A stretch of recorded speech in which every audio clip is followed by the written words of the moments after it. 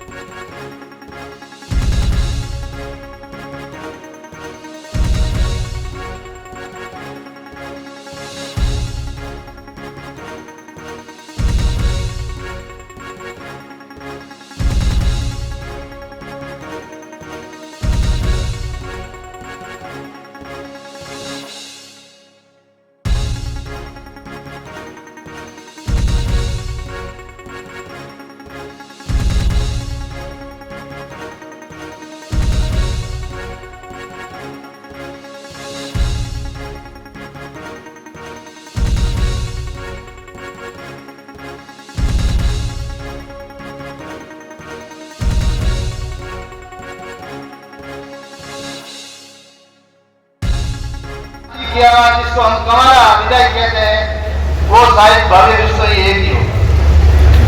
और आप उस विधानसभा में उनके गार्जियन हो, उसकी शादी भव्य तरीके से हो, ये आपकी भी रेस्पॉन्सिबिलिटी, नॉट ओनली रेस्पॉन्सिबिलिटी बल्कि आपकी जिम्मेदारी बनती है। आप हो, पर आप तो उस सीमा से पार हो गए।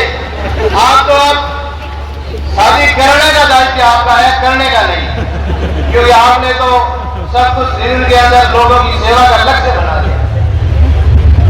तो मेरा निवेदन है सीएम साहब, मेरा निवेदन है कि भव्य जी की शादी के ऊपर एक आप ऐसा सरप्राइज दो ताकि इसी बारात में ये लिखा सके कार्ड में, कैबिनेट मंत्री एंड विधायक भव्य विश्व।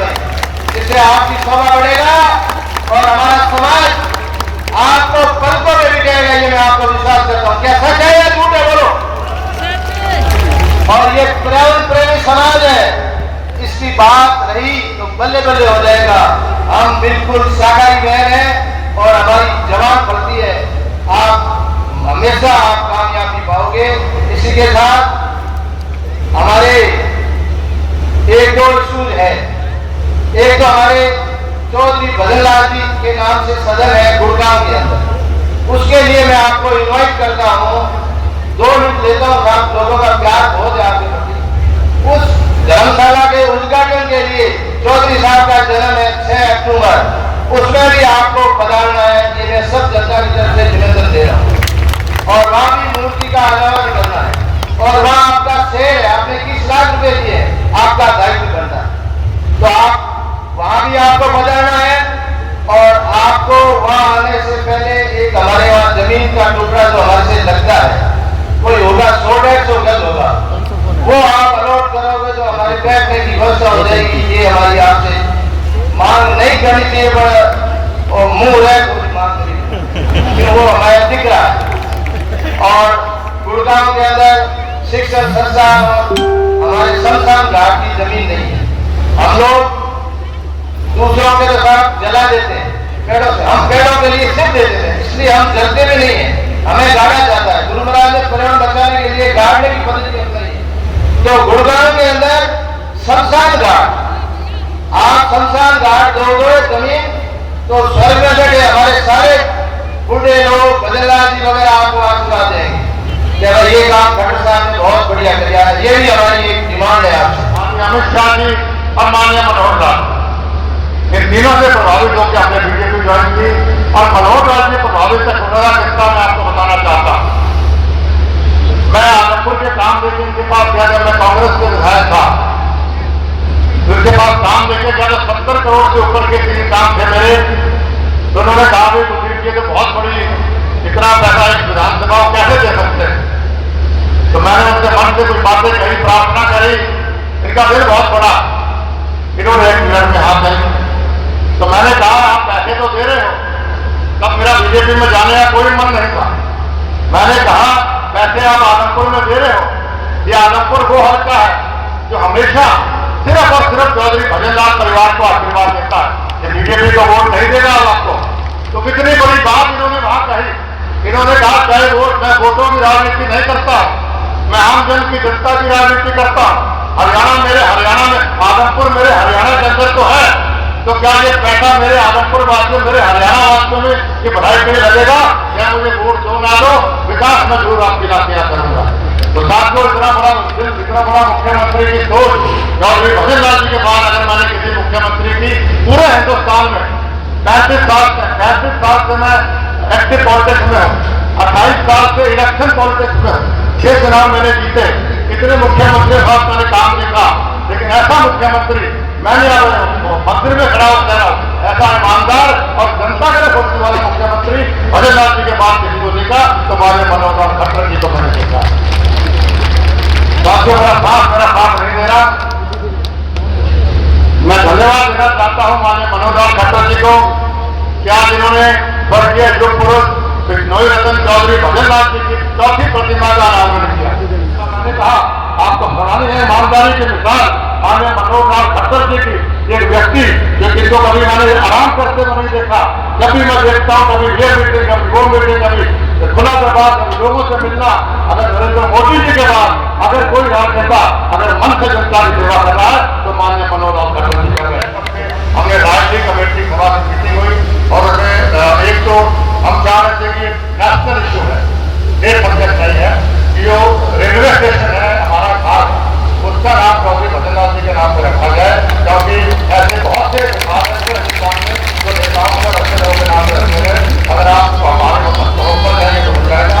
दूसरा, हमारे राज्य सरकार विभाग में पोस्ट ग्रेजुएट कॉलेज के लिए हमें जमीन है, 5 एकड़ की जमीन हमारी रक्षा साथ लगाए अवेलेबल गवर्नमेंट के पास पड़ी है। तो हमारे नौजवानों आपको सारी उम्र आपको आशीर्वाद आपको देते रहेंगे।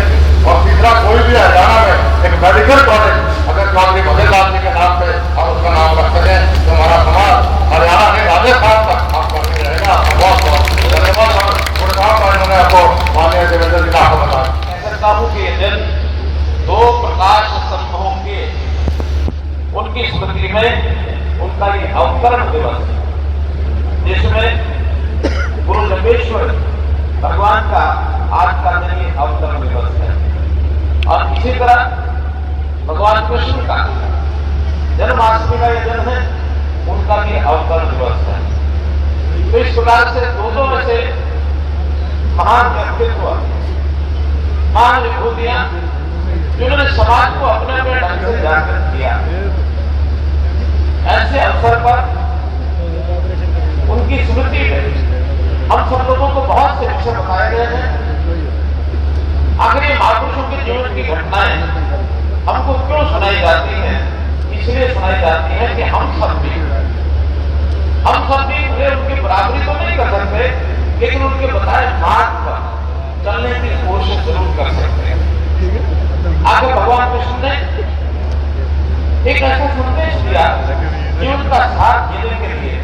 उन्होंने युद्ध के मैदान में अब गीता का एक संदेश, जीवन का एक साथ, ये हमको बताया।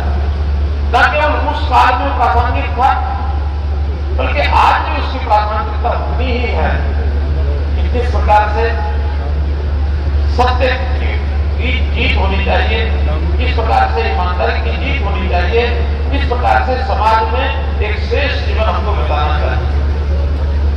भगवान गुरु जम्भेश्वर जी 15वीं शताब्दी में उनका जन्म हुआ। उस समय भी अपने देश का समाज एक अंधकार में घूम रहा था, एक दिशा समाज को नहीं थी, उसके अंदर कुरीतियां समाज में बहुत थी। तो इन कुरीतियों को दूर करने के लिए गुरु जम्भेश्वर जी ने अपना पूरा जीवन लगाया। और विशेष तौर पर प्रकृति का संरक्षण कैसे किया जाए। आखिर कुदरत से लड़ाई लड़ करके मनुष्य जीवन लंबे समय तक जी नहीं सकता है। कोई ना कोई अगर घटनाक्रम हुआ तो ये मानव जीवन को कई बार खतरा पैदा हो जाता है।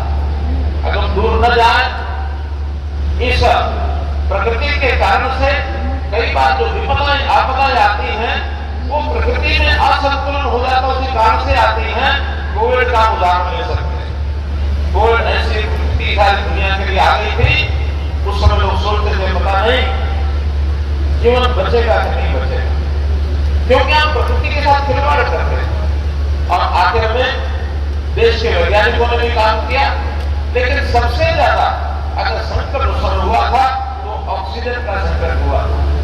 और इस ऑक्सीजन के संकट को यदि दूर किया जा सकता है तो वनस्पति से दूर किया जा सकता है, वो पेड़ पौधों से दूर किया जा सकता है, वो बड़े बड़े जंगलों के माध्यम से दूर किया जा सकता है।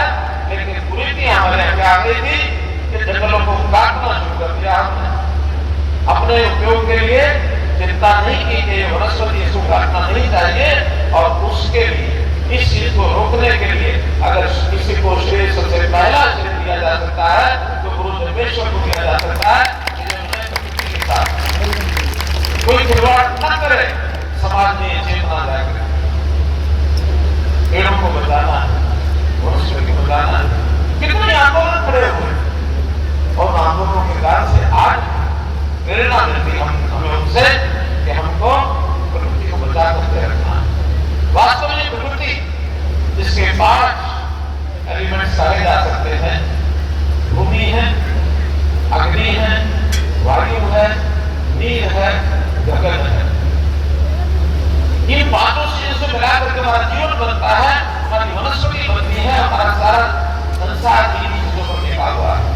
और मैं कई बार 5 चीजों को जब क्रम से जोड़ता हूं तो देखो क्या सुंदर शब्द निकलता है। यदि भूमि से भय ले लिया जाए, गगन से गैल ले लिया जाए, और वायु से वह ले लिया जाए, अग्नि से ऐ ले लिया जाए, और नीर से न ले लिया जाए, तो भय गय वा न बोलो क्या बना? बोलो क्या बना? भगवान बनता है। ये प्राकृतिक चीजें इस ओर इंगित करती हैं, भगवान इसी में से हमको दर्शन देता है।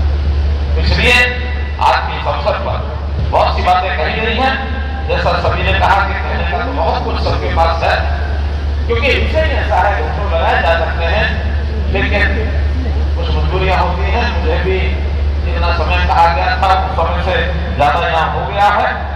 हम लोगों ने आगे भी अपने अपने कार्यक्रम में जाना है। आप लोग भी सुबह से आए हैं। मैं तो उतनी बात कहता हूँ कि बहुत सी मांगे रखी गई है। अब उसमें एक हमारे यहाँ के विधायक मुझसे बात की, मैंने कभी कोई बड़ी बात नहीं है,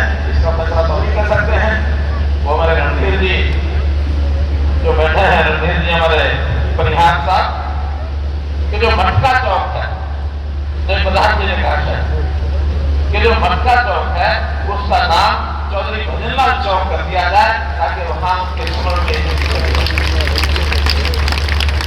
यह विषय आया कि उनके नाम से कोई ना कोई एक ऐसा संस्थान उसका नाम यदि रखते हैं चौधरी भजनलाल जी के नाम को, क्योंकि प्रदेश के वो पूर्व मुख्यमंत्री 3 बार मुख्यमंत्री रहे, केंद्र में मंत्री रहे, उनका नाम समाज में श्रद्धा के नाम से आज भी लिया जाता है।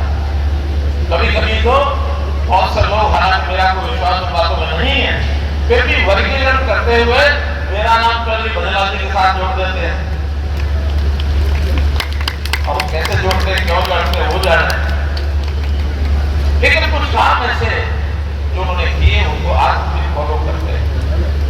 उनके नाम पर कोई ना कोई संस्थान का या स्थान का नाम हो। रेलवे स्टेशन की बात आई, निश्चित रूप से रेलवे विभाग को मैं डीओ लेटर लिखूंगा कि उनके नाम से अगर रेलवे स्टेशन का नाम होता है तो सबको अच्छा लगेगा।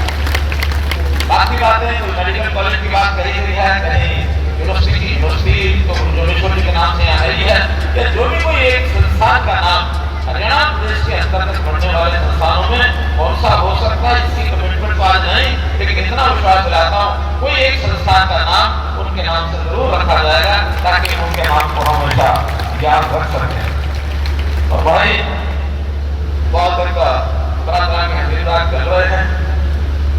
मुझे कहा मिशनरी कुआरा एमएलए है, मुझे याद कराना पड़ा भी अकेला नहीं है, मैं भी हूँ। लेकिन इन्होंने कुछ कर दो तो मैंने कहा देखो मेरी तो अब उम्र भी निकल गई, बारी भी निकल गई, लेकिन एक काम जरूर कर देंगे कि इनका पूर्वी प्रदेश जितने हर देश के हैं सिक्किम में इनकी शादी एक आईएएस से करवा देंगे और ये दूर हो जाएंगे। बोले मेरी श्रेणी से बाहर निकल जाएंगे, लेकिन ये काम में होने वाला है, हो जाएगा। फिर आप नहीं कहेंगे ये कुआरा ठीक है। इनके प्रति हमारी शुभकामना, आगे बढ़े, कहीं किसी प्रकार की बात ना है। और इसी प्रकार से हम लोग बहुत ही उत्साह से अपनी ये सब उत्सव, चाहे वो जोगेश्वर जी का जन्मदिवस की बात हो, चाहे जन्माष्टमी का विषय हो, वैसे तो कोई भी जो उत्सव होता है वो महापुरुषों के साथ, किसी न किसी समाज के साथ, धर्म के साथ जुड़ा रहता है। और हम सब लोग उनके मानने वाले जो इकट्ठे होते हैं तो उत्सव में से उत्साहजनक वातावरण बनता है। समाज की निराशा को खत्म करने के लिए समाज इकट्ठे आते हैं, एक दिन का जीवन प्रफुल्लित होता है, हम आगे बढ़ते हैं। इसी प्रकार के कार्यक्रम में लगे रहें। बहुत बहुत आपको शुभकामना। एक बात जरूर, जो हमारे बिश्नोई सभा के लिए ये जो 21 लाख रुपए की बात कही गई थी, अब वो मेरी अनुपस्थिति में हुई थी, किसी कारण से लेट हुआ होगा, लेकिन आज पुनः ये जो संस्था अपनी बिश्नोई महासभा, बिश्नोई सभा हिसार है, हिसार में तो हरियाणा में आप जहां भी उसका उपयोग करना चाहें